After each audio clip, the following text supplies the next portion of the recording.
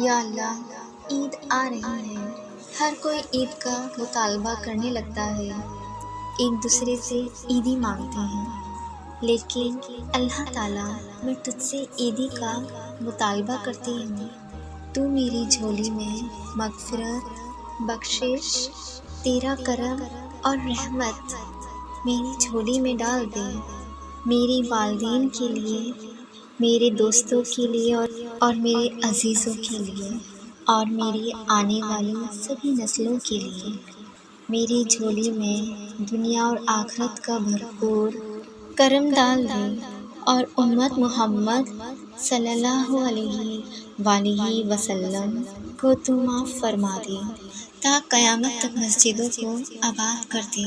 یا اللہ، مجھے تیری طرف سے عید کا یہ عیدی تحفہ چاہیے۔